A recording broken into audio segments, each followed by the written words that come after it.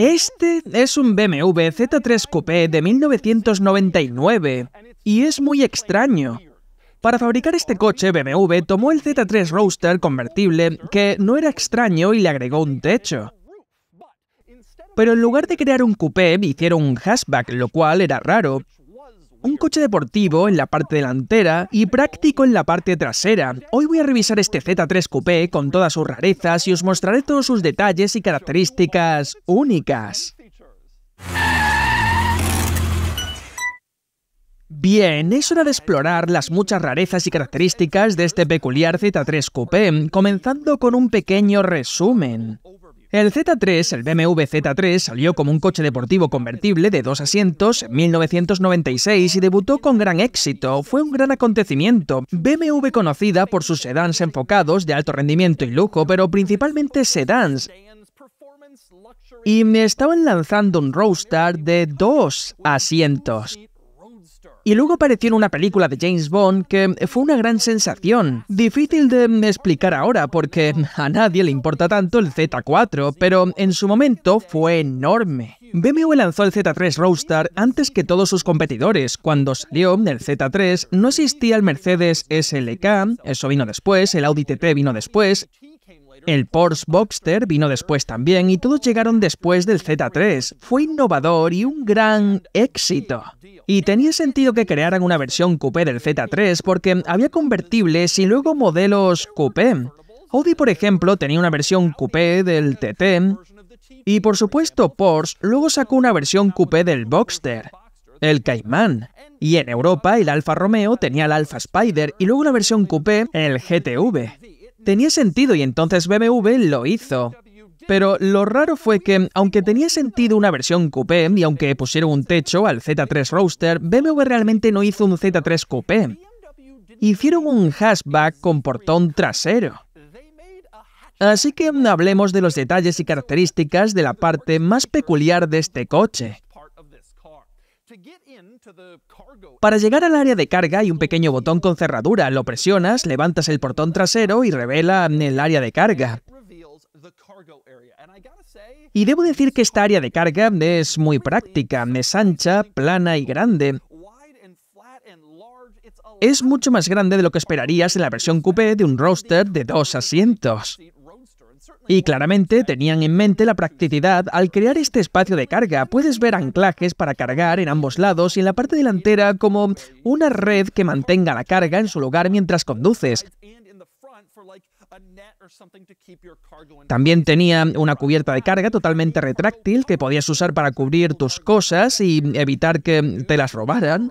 Incluso tenías una red de carga que separaba el compartimento de pasajeros del área de carga, en caso de que tuvieras un objeto más grande que no querías que se pasara al frente. O si querías poner una mascota en la parte trasera de tu BMW Coupé, podías hacerlo y mantenerlo en su lugar con la red de carga. También tenías estos pequeños paneles en el suelo del área de carga, puedes verlo al lado, levantas esta pequeña correa de cuero y hay un pequeño panel y plano donde puedes colocar algo para mantenerlo en su lugar. Y el panel que levantas lo mantiene ahí para que no se moviera. Tienes exactamente lo mismo en el otro lado.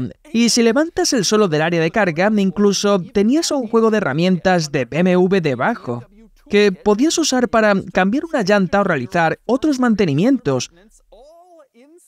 Todo dentro del área de carga de tu deportivo BMW Z3.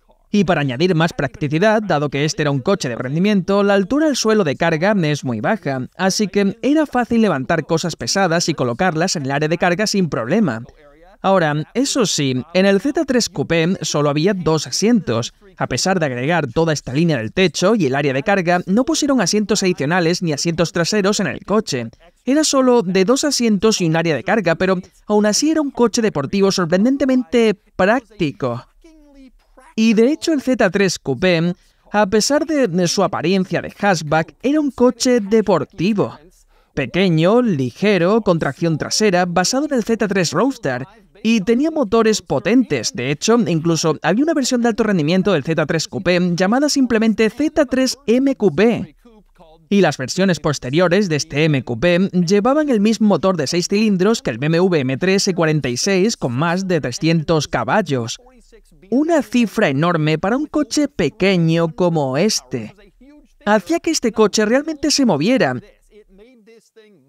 En ese momento tenías un verdadero Horse hatchback. Pero esta es la versión no M, y aún así es bastante potente. Eso se debe a que BMW nunca ofreció los motores básicos del Z3 en el Z3 Coupé, solo se ofrecía con el motor de gama alta del Z3 en ese año. El Z3 Coupé se vendió desde el 99 hasta el 2002, y eso significaba que en esos años el Z3 Coupé tenía un motor de 6 cilindros de 2,8 litros. Este motor ofrecía alrededor de 190 caballos y en 2001 y 2002 se actualizó a unos 6 cilindros de 3 litros con aproximadamente 230 caballos. De nuevo, el motor de gama alta del Z3, el único disponible aquí, o podías optar por un modelo M. Pero el inconveniente de este coche, por tanto, era su apariencia, su diseño, y el Z3 se caracterizaba por su largo capó delantero, que le daba un aspecto de coche deportivo clásico, recordando al BMW 507 y otros Roadster antiguos.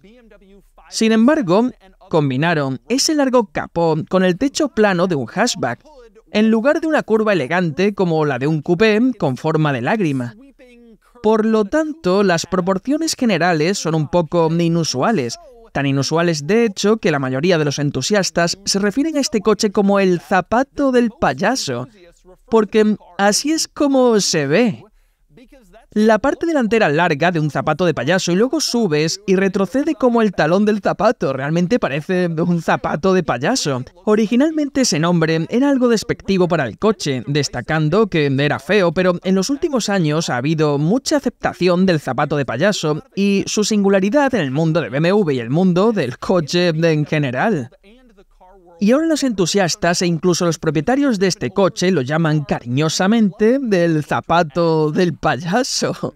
Y aunque la mera existencia de este coche ya era peculiar, hay bastantes otras rarezas y características que vale la pena discutir. Comenzamos con un aspecto muy interesante. No tiene guardabarros propiamente dichos. En su lugar, el panel del capó es enorme y se curva sobre los costados del coche, creando incluso los arcos de las ruedas. Puedes ver que cuando el capó está abierto es realmente grande y no hay paneles separados para los guardabarros. Cuando el capó está cerrado, puedes ver que este coche tiene branquias laterales y un logotipo adicional de BMW en el lateral. De hecho, tiene eso en ambos lados, conductor y pasajero, como mencioné. El Z3 era BMW explorando un territorio nuevo. No era algo que normalmente hicieran y realmente querían que la gente lo identificara como un BMW. Por eso tiene 4 insignias de BMW, delante, detrás y en ambos lados. Curiosamente, este coche también tiene una luz intermitente lateral requerida por las regulaciones europeas, pero la colocaron debajo de la branquia lateral y el logotipo de BMW, porque todo eso se levantaría junto con el enorme panel del capó. La luz intermitente lateral debería estar en una pieza fija de la carrocería, así que la pusieron un poco más abajo, un lugar algo extraño, pero era lo que tenían que hacer para cumplir con las regulaciones. Los detalles continúan cuando subes al interior, comenzando con el umbral de la puerta, que solo dice la palabra Coupé, no BMW Coupé, no Z3 Coupé, solo Coupé. Eso es todo lo que querían decir para resaltar lo especial de este estilo de carrocería. Y curiosamente BMW insistió en llamar a este coche un Coupé, aunque claramente era un hatchback. No querían decir que era un Z3 hatchback, eso no habría sido tan atractivo. Este es el coche que simplemente tiene un hatchback y un área de carga. Otra cosa interesante al abrir la puerta es que puedes ver el número de VIN, y aquí hay un poco de información curiosa para los aficionados a los VIN. Todos los modelos de BMW fabricados en Alemania, que son la mayoría, tienen un VIN que comienza con W, que es el código internacional de VIN para Alemania. Luego los BMW son BA para los BMW normales, BS para los modelos M y los deportivos, así que todos comienzan con WBA o WBS cuando se fabrican en Alemania. Pero el Z3 fue el primer BMW fabricado en Estados Unidos, en Carolina del Sur, y los VIN estadounidenses generales comienzan con números. Entonces, rompiendo con la tradición, BMW decidió hacer algo muy especial que solo los entusiastas de los coches más meticulosos y apasionados realmente apreciarían. Eligieron el número 4 para comenzar el VIN. Y las siguientes dos letras, en lugar de BA o BS, fueron US, así que todos los VIN de los primeros BMW Z3 comenzaban con 4 US para el mercado estadounidense, porque este fue el primer coche que fabricaron en los Estados Unidos. Ese fue un pequeño guiño especial de BMW a la construcción de este coche en América, algo que siempre me ha parecido un detalle encantador que casi nadie ha notado o mencionado. Pero estoy seguro de que hubo reuniones en Alemania donde tuvieron esta ingeniosa idea de usar el código VIN de 4 US en sus primeros coches fabricados en Estados Unidos. De todos modos, subiendo al interior para revisar los otros detalles y características, hay bastantes en realidad, aunque a primera vista el interior parece ser muy centrado, profesional y simple, como cabría de esperar de un coche alemán. Y hay cosas interesantes, comenzando con los asientos. No tienes los típicos asientos de BMW, estos son asientos más deportivos, con un soporte adicional, como encontrarías en un coche deportivo y no en un sedán típico de BMW de esta época. Este coche también tiene un techo solar, lo cual obviamente era diferente al Z3 Roadster, y su implementación era inusual. Para abrir el techo solar simplemente pusieron un interruptor de ventana en el techo, pero lo montaron de lado. No en la dirección en la que realmente se abre el techo solar, pero así es como lo hicieron, y así se abre el techo solar en el Z3 Coupé. Otro detalle interesante es cómo se encienden las luces delanteras, lo cual se hace a la izquierda del volante con este objeto redondo plateado. Curiosamente no es un dial para girar las luces delanteras, es algo a la antigua. Tiras de él una vez para las luces de estacionamiento y luego otra vez para las luces completas. Lo realmente extraño no es el funcionamiento, sino el hecho de que es plateado, lo cual es raro porque básicamente nada más en este interior lo es. Las manijas de las puertas y la punta del freno de mano, pero eso es todo. No hay prácticamente nada plateado aquí, excepto, curiosamente, el control de las luces delanteras. Hablemos del almacenamiento, porque este coche se trata de practicidad. Entre los respaldos de los asientos puedes ver este compartimento de almacenamiento que en realidad es bastante grande. Bajando también tienes otro compartimento de almacenamiento que es pequeño. Y luego entre los asientos tienes dos compartimentos de almacenamiento, uno grande y otro pequeño. Una vez más, mucho espacio de almacenamiento. Y por supuesto, todo eso se suma a la típica guantera y almacenamiento en los paneles de las puertas de este coche. Y otra cosa que me encanta de este interior y de los interiores de BMW de esta época, de mediados de los 90 y los 2000, es la sensación de algunos botones e interruptores aquí. Tienen una sensación de alta calidad. Cuando los presionas, tienen un peso muy agradable y simplemente se sienten muy maravillosos. Desearía que BMW y otros fabricantes hicieran esto hoy en día, justo como se sentían estos interruptores, cuando presionabas algo y realmente sentías que estabas haciendo algo importante. Eso era especialmente cierto, en mi opinión, con la palanca de las luces direccionales. Siempre me ha encantado la sensación de la palanca de las direccionales en los BMW de esta época. Me encanta cómo se siente al activarla. Es simplemente una sensación táctil maravillosa. Lograron que las fuerzas fueran perfectas, incluso en algo tan simple y básico como una palanca de direccionales. Y por cierto, la palanca de las luces direccionales tiene una pequeña función oculta que mucha gente no se da cuenta. Si miras en la consola central, puedes ver en la parte inferior que hay un reloj que muestra la hora. Pero si presionas el extremo de la palanca de direccionales, esta pequeña pantalla con el reloj cambia y muestra otras piezas de información, como tu economía de combustible promedio, el alcance de combustible o tu velocidad promedio. Curiosamente, si estás conduciendo y tienes esta pantalla en, digamos, tu economía de combustible promedio, y si quieres ver el reloj, o si el pasajero quiere ver el reloj, solo tienes que presionar el botón del reloj. Y el reloj aparece, pero curiosamente, al presionar el botón del reloj no cambia lo que está en la pantalla. Solo muestra el reloj si no está ya en el reloj.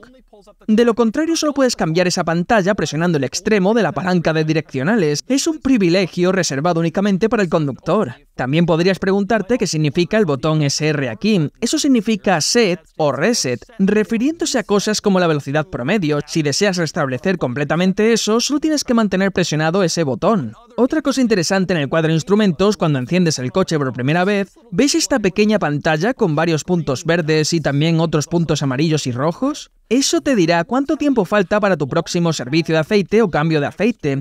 Cuando enciendes el coche, si todo está en verde, significa que acabas de hacer el servicio de aceite y aún falta mucho tiempo, pero a medida que comienzas a conducir y acumulas kilómetros, esos puntos verdes comienzan a desaparecer y finalmente se vuelve amarillo y luego rojo, lo que significa que es hora de un cambio de aceite. Este coche no tiene un sistema de infoentretenimiento moderno para decirte estas cosas, pero eso era una especie de precursor de eso, verde, amarillo y rojo cuando encendías el coche en el cuadro de instrumentos. Y finalmente, nuestro último detalle interesante de este coche es, para mí, lo relativamente asequible y accesible que son, considerando lo interesantes, peculiares y especiales que también son, y los pocos que se produjeron. Un Z3 Coupé estándar como este es relativamente fácil de encontrar en el rango de los $12.000 a los $20.000, dependiendo del kilometraje y las condiciones, lo cual no era tan descabellado para un BMW especial, de baja producción y poco común. Curiosamente, los primeros modelos Z3M Coupé, con el motor pequeño de alto rendimiento, no son mucho más caros. Pueden oscilar entre los $15.000 a los $30.000, lo cual sigue siendo razonable, incluso siendo la versión de alto rendimiento de este coche raro. Los modelos M Coupé posteriores, con el motor más potente, proveniente del E46 M3 que mencioné antes, sí cuestan más. Esos pueden alcanzar precios muy altos, especialmente en colores poco comunes o con bajo kilometraje. Pueden rondar los $100.000 o acercarse bastante. Pero los primeros M Coupé o el Z3 Coupé normal son una forma sorprendentemente económica de entrar en un BMW raro. De hecho, este era un BMW raro, se fabricaron menos de 18.000 unidades para todo el mundo, incluyendo todos los modelos Z3 y M. Es un coche realmente especial, raro y una especie de icono entre los entusiastas de los coches. Todos conocen el BMW Z3, zapato de payaso, ya sea en su versión normal, como esta, o en la versión M. Sin embargo, tengo especial curiosidad por saber cómo se siente conducirlo. Nunca antes he conducido un zapato de payaso y estoy interesado en sacarlo a la carretera y experimentar cómo es, así que hagámoslo. Bien, conduciendo el BMW Z3 Coupé. Nunca antes había conducido uno de estos. He manejado Z3 normales muchas veces, pero nunca un Z3 Coupé. Siempre he querido probar un Z3M Coupé en mi canal, pero he estado esperando una versión con el motor S54 sin modificaciones, de producción tardía, con ese increíble motor de 6 cilindros. Esos coches son especiales. Decidí comenzar con la versión de entrada y luego probar un M Coupé cuando surja la oportunidad. Pero, dicho todo eso, hay que decir que este Z3 siempre ha generado como dos opiniones diferentes. Por un lado es un BMW que también es un roadster de 2 asientos, tracción trasera, transmisión manual, y muchos piensan que este coche es genial. Y dos, otros lo ven como un coche pretencioso que luce bien pero no es tan emocionante ni tan rápido como debería ser. Más como un convertible pequeño que un verdadero coche deportivo. Yo siempre he estado más en el primer grupo.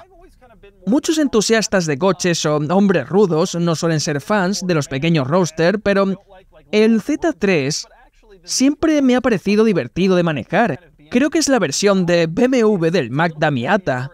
Es un poco más pesado, obviamente más refinado y caro, pero sorprendentemente ágil y agradable, especialmente si eliges los motores más grandes, como este Z3 Coupé. Mi primera impresión conduciendo este coche, incluso solo un poco, es que se siente mucho como un Z3 normal. Es pequeño, todo el coche parece estar contenido en un espacio compacto, tiene una buena transmisión, como los otros Z3 y los BMWs que usaban esta motorización, el embrague es agradable, no demasiado rígido como en otros BMW, y la palanca de cambios es buena, con un recorrido suave y preciso, aunque algo ligero para mi gusto. Pero, de todas formas, hay que probarla bien, así que ahora vamos a darle un poco. Es rápido. No tiene una potencia enorme, pero tampoco es un coche enorme. Me sorprende lo ágil que se siente, considerando que este tiene el motor más pequeño disponible del Z3 Coupé. Pero ese es el punto del Z3 en general, es un coche pequeño, y si evitas el motor base de 4 cilindros, que era decente para el Z3, obtienes un paquete muy sólido. Es divertido de conducir, liviano, ágil y animado. Y eso es exactamente lo que ofrece este coche. Es ligero, es vivaz y divertido. Me sorprende gratamente lo rápido que es, se siente mucho más veloz de lo que esperaba. Parte de ello es porque estás bajo y suena muy rápido, pero es un coche bastante bueno. Claramente, el motor es excelente en el sentido de que tiene una sensación potente y agradable. Obviamente no tiene turbo, así que no hay retrasos molestos del turbo, se siente muy bien. Incluso en quinta marcha, el coche responde más de lo que esperaba a una velocidad relativamente alta. Es genial. Es un coche muy bueno. También está razonablemente bien construido. Muchos coches alemanes de los años 90 sufrían de un exceso de plásticos de baja calidad, pero a finales de esa década entendieron sus errores. Eso comenzó en los años 80, pero a finales de los 90 se alejaron de esa tendencia y empezaron a usar materiales mejores. BMW especialmente lo logró con coches como el E39, el E38, cuyos interiores mejoraron mucho en comparación con los modelos anteriores. Y por supuesto, una de las ventajas del Z3 Coupé y de todos los modelos Z3 es que se maneja bien. La dirección es precisa, el giro inicial puede tener un pequeño retraso, pero una vez que empiezas a girar, es un coche de dirección ágil, sorprendentemente ágil. Esa es una de sus mejores cualidades, dobla las esquinas con facilidad. Y es muy predecible, muy estable. Es un coche pequeño con tracción trasera tipo Roadster compacto, y eso es lo que hace bien. La dirección quizás es un poco más ligera de lo que quisiera, pero en general está bien. Es muy predecible y el coche es fácil de manejar y de disfrutar. Es un coche curioso. Estoy impresionado, creo que es muy emocionante y me sorprende lo divertido que es de conducir y especialmente lo rápido que es, considerando que no es la versión M, ni siquiera la versión más potente del motor de 6 cilindros que me hicieron. Sin embargo, continúa con la tradición del Z3, pero añade un poco de detalle y practicidad. Y así ves el BMW Z3 Coupé. Este es un coche inusual y los compradores no supieron muy bien qué pensar de él, lo cual explica por qué es especialmente raro. Pero si te gustan los coches curiosos y divertidos, este ciertamente cumple con ambos, y puedes obtener uno en Cars and Beats. Y ahora es el momento de darle a este Z3 una puntuación. Y la puntuación es esta, 49 de 100, lo que lo coloca con otros coches similares, aunque nada es muy similar a este coche. Tiene una puntuación de fin de semana baja, y creo que es por esa transición de Roadster a Coupé, pero en las diarias suma puntos, lo que tiene sentido. Este coche es un poco un enigma, combinando lo deportivo con lo práctico, lo que hace que este Z3 destaque tanto.